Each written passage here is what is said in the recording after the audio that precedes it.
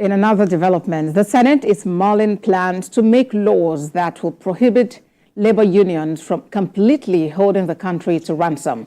But this is coming on the heels of the strike, which crippled many sectors of the economy. National Assembly correspondent Tiji Swadeoye again reports. The decision of organized labor to suspend a strike that put the economy of the country on its knees is respite for the government and citizens. The failure to reach a consensus at the negotiation for a new national minimum wage brought dire consequences and huge economic losses. The Senate is happy that the strike was suspended, but also called out organized labor for some excessive actions of subversion in an attempt to ensure compliance with the strike.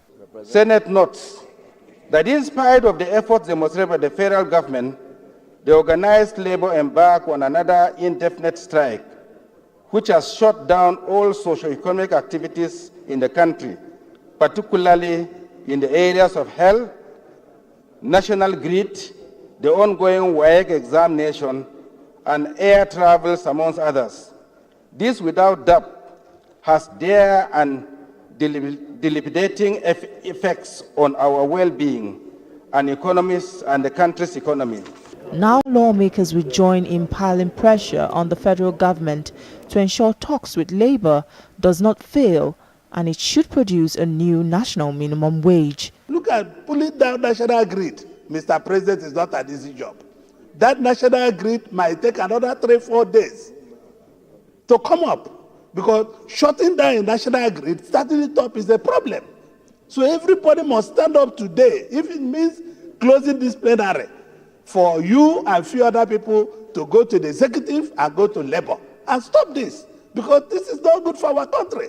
People are trying to pull down democracy, and we must not allow that to happen. And while the labor NLC and TVC are the ones clamoring for the minimum wage, I want to remind us that we have the rest of Nigerians who will be going to the same market, who may not enjoy any minimum wage. So as we deal with the minimum wage, Mr. President, we should also be thinking of those who have no employment at all.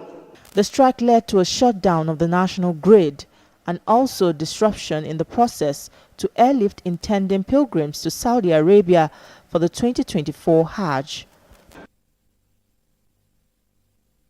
Back here in Lagos,